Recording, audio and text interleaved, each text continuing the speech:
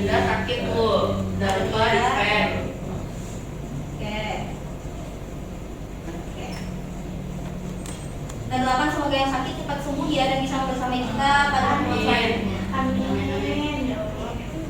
Nah, pada hari ini kita akan belajar tentang materi suhu. Seperti yang sudah kalian lihat depan, suhu. Nah, suhu ini sangat krusial lah ya, ibaratnya penting banget dalam kehidupan kita sehari-hari. Contohnya kayak kalau kekerasan, kedinginan, ya kan, suhu itu adalah berperan penting buat kehidupan kita. Sebelum kita masuki pembelajaran, saya mau membacakan tujuan pembelajaran kita pada hari ini. Diharapkan kalian itu mampu memahami pengertian dari suhu serta mengapa sih kita itu memerlukan alat ukur dalam kehidupan sehari-hari, dan juga saya mengharapkan kalian itu bisa menguraikan besaran suhu serta mengkonversikan satuan-satuannya.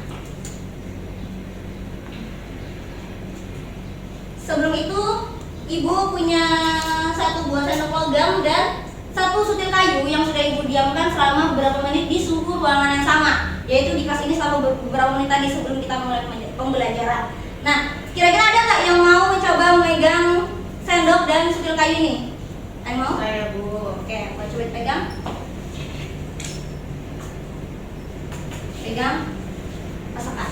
Kira-kira mana yang terasa lebih dingin, Jayanti? Yang sendok logam Bu. Sendok logam. Bagaimana kalau misalnya dia merasakan? Apakah merasakan hal yang sama? Bu, jadi anget. Oh, jadi hangat ya? Karena tadi sudah terpegang sama si Jayanti. Nah, oke. Sebenarnya benar banget yang dikatakan Jayanti, kalau misalnya suhu di sendok logam itu terasa lebih dingin. Nah, sebenarnya suhu antara sutil kayu dengan sendok logam itu sama, ya. Tetapi panas dari tubuh kita itu lebih cepat untuk berpindah ke logam tersebut. Jadi kita lebih bisa merasakan logam itu terasa lebih dingin itu lebih cepat gitu loh daripada yang kayu tersebut tadi. Padahal suhunya sama. Nah, ini juga mengartikan bahwasanya indera peraba kita itu tidak bisa dijadikan alat ukur suhu yang akurat, betul nggak? Betul. Nah, jadi kita pasti butuh suatu alat ukur yang bisa mengukur suhu itu secara kuantitatif dan juga akurat. Nah, kira-kira apa tuh alat ukur suhunya, Bu? Nanti akan kita pelajari selanjutnya. Sebentar ya. Oke, Bu mau tanya nih ke kalian semua. Menurut kalian kira-kira apa yang dimaksud dengan suhu? Ada yang tahu nggak kira-kira apa itu yang dimaksud dengan suhu ya, anak-anak? Ukuran panas dan dingin selalu beda. Oke, boleh. Ada apa lagi yang lain?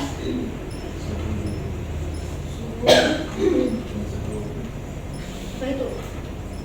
Bukan suhu sepuh ya, bukan. Suhu yang kita pelajari di sini suhu dalam fisika. Kira-kira ada lagi yang lain? Kalau tidak ada, cukup? Oke. Nah, jadi suhu yang biasanya kita ketahui dalam kehidupan sehari-hari itu panas dingin yang biasanya kita rasakan, ya nggak sih? Iya, betul. Dalam paling ya kita cuma tahu panas sama dingin gitu Iya, kan. Bu. Nah, sebenarnya dalam fisika suhu itu nggak cuma tentang perasaan panas dan dingin doang, tapi dalam fisika suhu itu adalah besaran yang menyatakan derajat panas atau dinginnya suatu benda. Nah, nanti suhu ini itu akan berkaitan dengan energi gerak partikel yang ada di dalamnya. Nah, kemudian tadi sudah saya pancing juga nih, kalau misalnya indera peraba kita itu nggak bisa dijadikan alat ukur suhu yang Akurat. yang tepat. Maka dari itu kita perlu sebuah alat ukur suhu yang bernama Termometer. Pintar. Nah, kita sudah tahu nih kalau misalnya tadi indera peraba itu nggak bisa dijadikan alat ukur suhu yang tepat karena bisa salah merasakan. Sebenarnya panas atau dingin itu relatif, ya relatif anak-anak. Jadi indera peraba kita nggak bisa menentukan suhu itu secara ternilai lah. Kayak misalnya saya megang Cynthia nih, saya bilang oh suhunya Cynthia 36 nih, itu nggak bisa karena saya tidak punya sesuatu yang bisa memperhitungkan itu, di tangan saya tidak ada. Maka dari itu kita butuh alat yang disebut sebagai termometer. Nah, termometer sendiri itu adalah alat untuk mengukur suhu. Ada berapa jenis termometer? Ya, sebenarnya ada banyak ya, tapi di sini saya menyebutkan 4, yaitu ada termometer air raksa, termometer alkohol, termometer digital, dan termometer inframerah.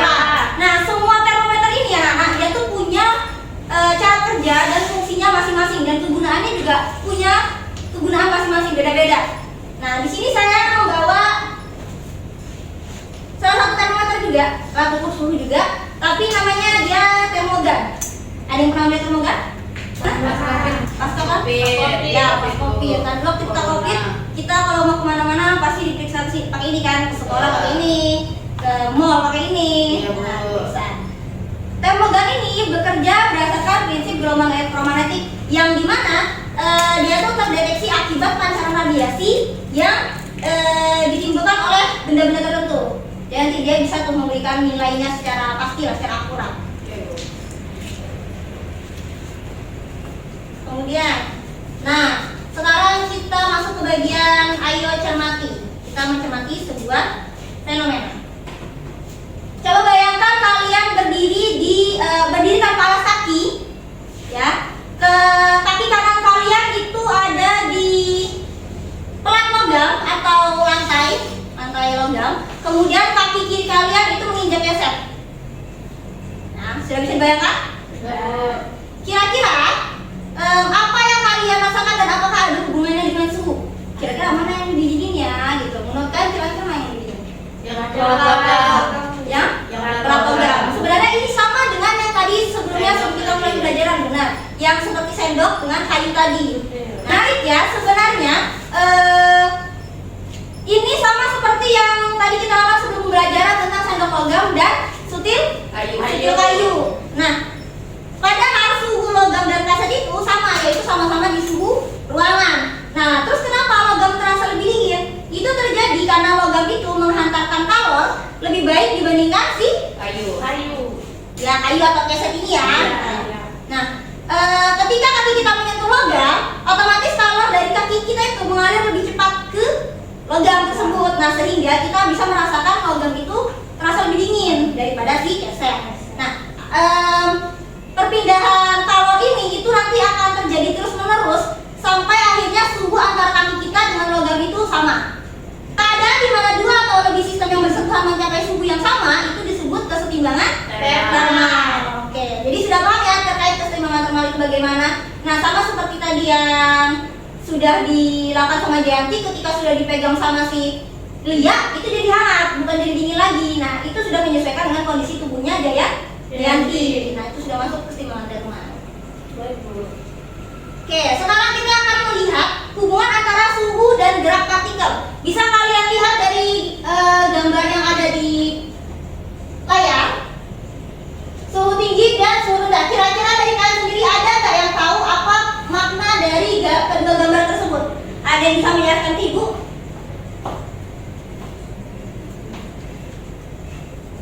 Saya mau coba jelasin. Boleh. Apa Jayanti? Kalau di gambar yang suhu tinggi itu dia panahnya lebih panjang gitu Bu. Iya. Jadi artinya mungkin dia bergerak lebih cepat dibandingkan yang partikel biru sebelahnya karena dia panahnya lebih kecil. Oke, boleh. Ada lagi yang punya pendapat lain? Sama semua? Sama. Oke. Jadi tadi Ibu sudah sedikit mengulas juga kalau misalnya suhu ini pasti berkaitan dengan energi gerak partikel yang ada di dalamnya. Nah, suhu itu menunjukkan besar energi kinetik rata-rata partikel penyusun di suatu materi. Ketika suatu materi itu dipanaskan, partikel-partikelnya itu memperoleh energi yang lebih cepat. Jadi dia bergeraknya cepat banget tuh, energinya lebih besar, jadi bergeraknya lebih cepat. Nah, begitu pun sebaliknya. Akibatnya energi partikel energi partikel itu meningkat dan suhu materi itu menjadi lebih tinggi. Nah, berbanding juga sama juga dengan yang suhu rendah. Jadi benar yang tadi dikatakan oleh Jati, ketika suhunya tinggi, itu gerak partikelnya itu semakin cepat. Ya, ketika suhunya rendah, dia lebih lambat, nggak secepat yang energi yang suhu tinggi tadi. Bisa dipahami atau ada yang menanyakan? Paham Bu.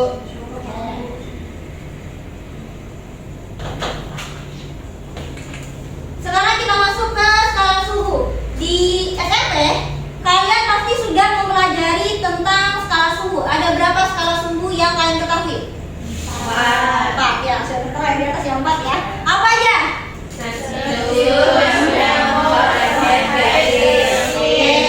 Nah, keempat skala tersebut mereka itu punya titik tetap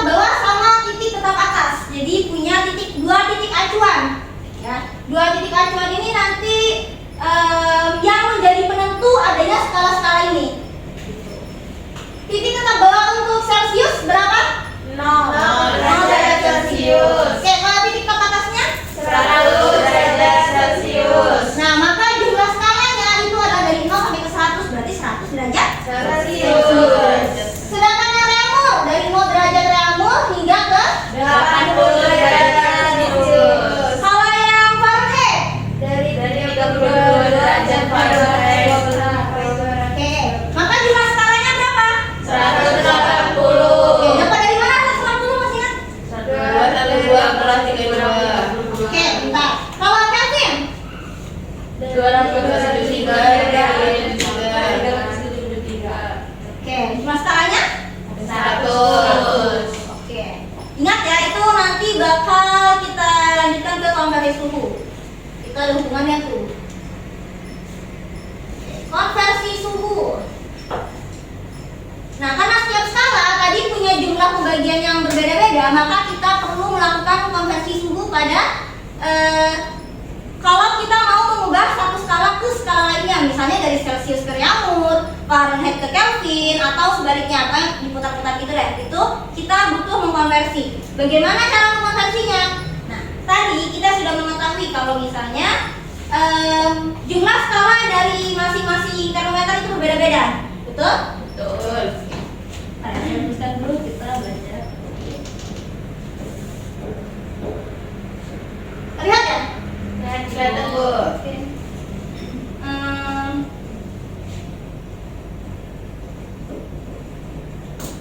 Termometer itu tadi ada berapa jenis? 4. Ada Celcius, Reamur. reamur, Fahrenheit, Kelvin. Fahrenheit dan Kelvin. Nah, sekarang di sini ada jumlah skala. Celsius tadi jumlah skalanya berapa? 100. 100. Reamur? 80. Oke. Fahrenheit? 180. 100.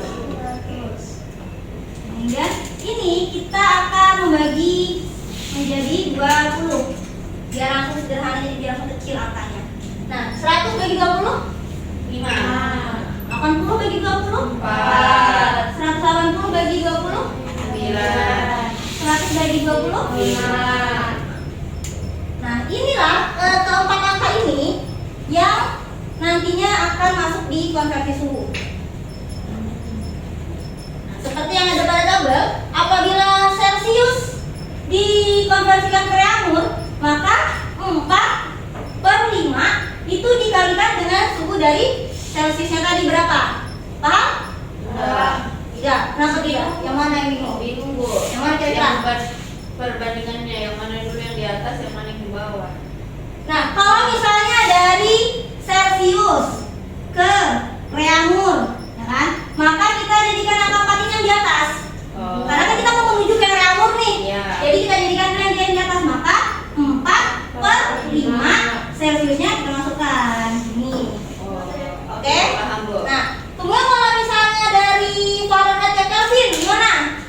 Nah, maka Fahrenheit ke Kelvin berarti 5/9. nah, kemudian ada tambahan apa lagi? Apa coba? F dikurang berapa? Jumlah titik tetap bawahnya si Fahrenheit? 273. Fahrenheit 30. Ya, nih. Oke? Bisa dipahami atau masih ada yang dibingungkan?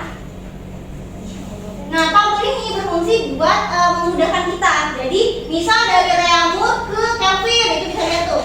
Reamur yang kotak ketiga ke Kelvin yang di sana. Maka C ditambah 273 sama dengan 5/4. Nah, 5/4 kali R tambah 273 itu perhitungan lainnya, tapi sebenarnya pakainya yang C ditambah 273. Oke, dipahami? Bisa? Ada yang ditanyakan? Tidak ada, Bu. Paham ya anak-anak ya? Iya, insya Allah. Oke, baik. Kita lanjutkan ke angka interaksi.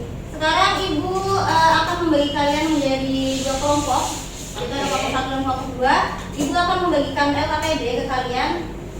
Dan ini nanti LKPD ini berisi tentang kalian mengkonversi suhu. Jadi nanti Ibu minta perwakilan dari salah satu kelompok untuk maju ke depan Kemudian nanti mengukur suhunya menggunakan termogan. Setelah itu nanti kalian coba untuk mengkonversi suhunya ke dalam skala-skala yang lain.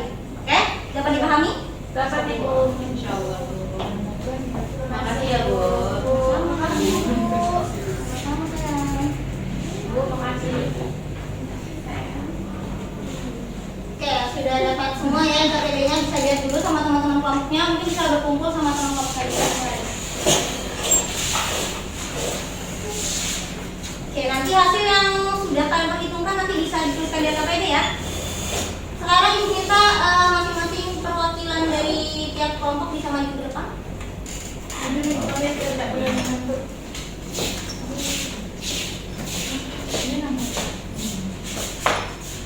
Mungkin bisa saling mengukur aja. Kita setting dulu, kemudian nanti bisa arahkan ke tangan. Oke, pencet start, kemudian arahkan ke tangan. Ya, berapa sih yang dapatkan? 36. Nah, di LKPD bisa kalian tuliskan di tabel pengamatan nama perwakilannya Ami. Kemudian suhunya dalam derajat Celcius berapa sih ya? 36 derajat Celcius. Oke, kemudian Cynthia lagi coba diukur oleh Ami.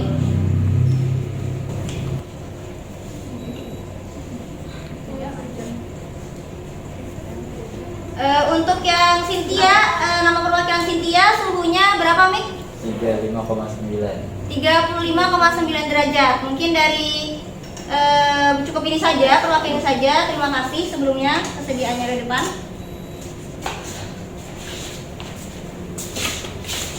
Nah, karena tadi sudah ditentukan berapa suhu dalam derajat Celciusnya, sekarang kalian tentukan dalam derajat Fahrenheit, Reaumur, serta Kelvinnya. Kemudian bisa dijawab di bagian pertanyaan diskusi. Bu, boleh kan? Ini dari Celcius ke Fahrenheit, terus Celcius ke Kelvin, Celcius ke Micra. Masih Bu.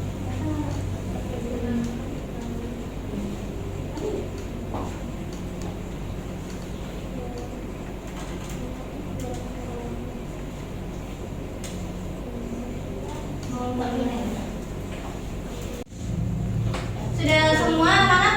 Sudah, Bu. Oke. Bagaimana kamu tuh apakah sudah? Sudah, Bu. Nah, sekarang kita lihatnya hasilnya. Nanti Ibu minta salah satu perwakilan dari kelompok 1 dan kelompok 2 untuk memberikan hasil dari konversi pengukuran yang sudah kalian lakukan. Salah satu siapa? Kalau dari kelompok 1? Saya, Bu. Oke. Dia bisa sampaikan apa hasil yang kalian dapatkan tadi. Mungkin bisa menyampaikan untuk perwakilan si Amit ya. Nanti dari kelompok 2 menyampaikan perwakilan dari Cynthia. Bisa?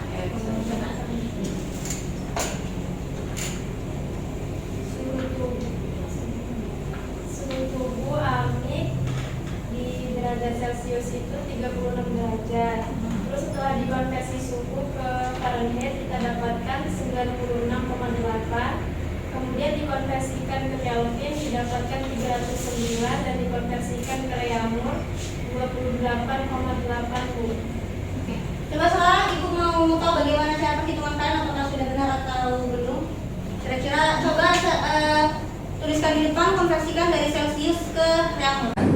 Baik, ya bisa dituliskan. Oke. Ya, saya baca, Pak. Yang Reaumur aja, Bu ya? Iya.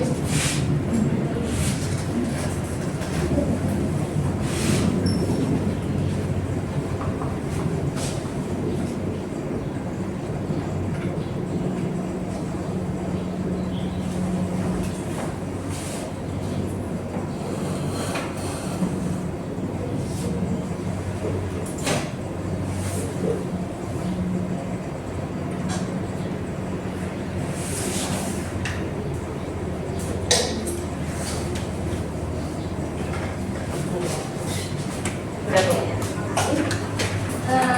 Untuk dari Celcius ke Reaumur, apakah kelompok 2 sama hasilnya? Sama, Ibu.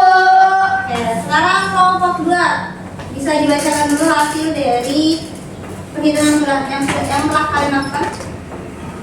Baik Bu. Untuk suhu tubuh Cynthia itu dari Celciusnya 35,9 derajat Celcius. Lalu dikonversi ke Fahrenheit menjadi 96,6 derajat Fahrenheit, terus dikonversi lagi ke Kelvin didapatkan 308,9 Kelvin. Untuk dikonversi ke reaktor 28,4 derajat Kelvin.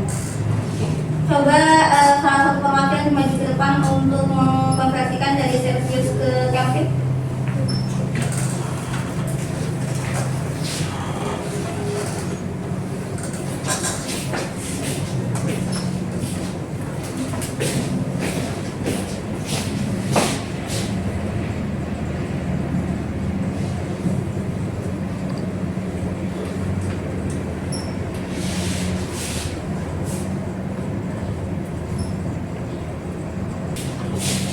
Untuk skala suhunya Cynthia dikonversikan ke Kelvin, apakah sesuai nomor 1? Sesuai. Oke. Nah, terima kasih untuk apresiasinya karena kalian sudah mau maju partisipasi, karena kalian sudah mau maju ke depan. Nah, dari kegiatan ini kita bisa melihatnya. Kalau misalnya suhu yang sama itu dapat dinyatakan dengan hasil yang berbeda-beda dalam pembagian skalanya. Perbedaannya itu terjadi karena jumlah pembagian skala pada setiap termometer itu berbeda. Seperti tadi ada 5, 4, 9, dan 5 ya. Oke, sekarang kesimpulan. Jadi setelah kita mempelajari materi ini dari awal hingga akhir, ya tadi masih ingat ya kita mempelajari dari apa dulu? Dari suhu dulu. Pengertian suhu, kemudian ke Alat alat suhu, ada Ibu. ya, ada termometer.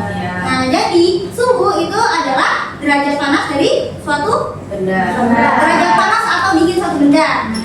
Kemudian suhu ini juga dapat diukur oleh alat yang cukup akurat, yaitu termometer. Dan suhu juga punya satuan dan juga bisa dikonversi ke skala-skala yang lain seperti Reaumur, Fahrenheit, Kelvin, dan juga Celsius. Sebelum Ibu menutup pertemuan pada hari ini, Ibu mau bertanya nih, kira-kira ada nggak kesulitan yang kalian pelajari ketika mempelajari tentang suhu ini? Bu, Apa itu kira-kira? kalau saya jujur kesulitan pas konversinya itu Bu, itu kan banyak banget Bu rumusnya. Jadi kayak setuju. apakah itu harus di Mumet ya. itu saya bingung Bu. Sebenarnya ya, simpelnya kalian cukup tahu jumlah skalanya aja tadi. Kemudian kalian dari 20 itu kan sudah bisa mengetahui konversinya itu berapa. Simpelnya itu sebenarnya. Tapi di situ kan ada dia F dikurang 32, terus yang lain lagi ada yang ditambah 2 tidak ada. Nah itu Itu saya karena bingung, Bu. titik bawahnya dia beda, nggak seperti kayak yang Celsius sama Fahrenheit ya dia. Celsius sama tadi. Celsius sama Reaumur. Nah, kan dia dikurangnya 0 kan. Jadi kalau dikurangnya 0 ya udah itu aja sendiri. Tapi beda dengan si Fahrenheit sama Kelvin. Jadi dia harus dikurang sama titik bawahnya yang 32 sama 273 tadi. Itu. Oke? Jadi ingat aja yang membedakan itu cuma si Fahrenheit sama si Kelvin. Jadi dia ada dikurang 32, ada yang ditambah 273 gitu kan tadi ya. Ya Bu. Oke, jadi banyak nih ya kesulitan kalian terutama di konversi suhu itu kan sulit ya? Bu. Ya, betul. Nah, berarti tapi kira-kira setelah kalian tahu percobaan tadi merasa paham sedikit nggak atau malah bingung gitu gimana? Lebih paham. Lebih paham ya, tapi mungkin masih sedikit agak Lagi bingung ada bagian yang lagi. Fahrenheit sama Kelvin. Oke, Iya. apa itu aja. Nah, nanti Ibu mau kasih latihan soal kalian dikerjakan di rumah dan dikumpul minggu depan ya. Untuk pertemuan berikutnya kita akan mempelajari materi yang tentunya masih berkaitan dengan suhu, yaitu kita akan mempelajari kalor. Jadi mohon dipersiapkan diri yang minggu depan dan semoga teman-teman yang tidak bisa hadir pada pertemuan hari ini bisa mengikuti di pertemuan depan. Amin. Oke, Ibu ucapkan terima kasih atas partisipasi kalian pada hari ini. Kalian cukup kondusif dan baik sekali hari ini. Ibu sangat bangga sama kalian. Oke, Ibu akhiri pertemuan pada hari ini. Assalamualaikum warahmatullahi wabarakatuh. Waalaikumsalam.